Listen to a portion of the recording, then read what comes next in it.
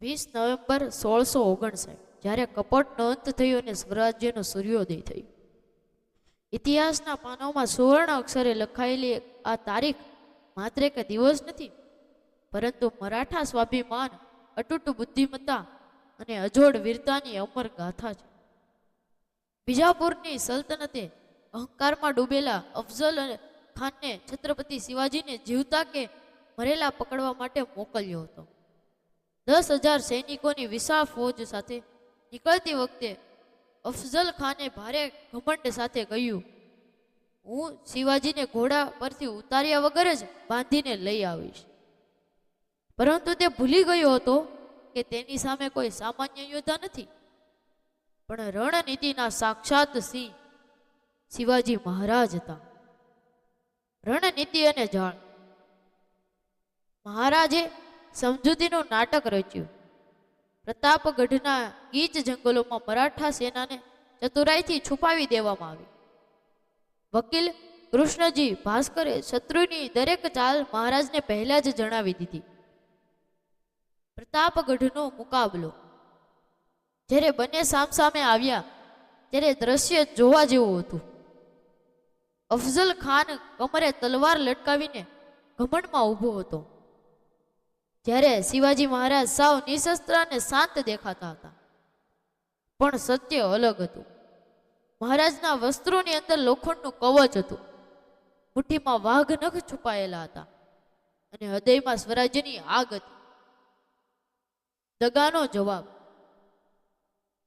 ગળે મળવાના બહાને અફઝલ ખાને મહારાજને દબાવીને મારી નાખવાનો દગો કર્યો. બસ એ જ ક્ષણે શિવાજી મહારાજનો પ્રકોપ જાગ્યો. વાઘ નખ ગરજ્યા, વિછવા ચમક્યો અને મહારાજે અફઝલ ખાનનું પેટ ચીરી નાખ્યું. દગો, મને દગાથી માર્યો ની ચીસો પ્રતાપગઢની પહાડીઓમાં ગુંજી ઉઠી. હોતા જીવા મહણું વાંચલા સિંહ. હોતા જીવા મહણું વાંચલા સિવા.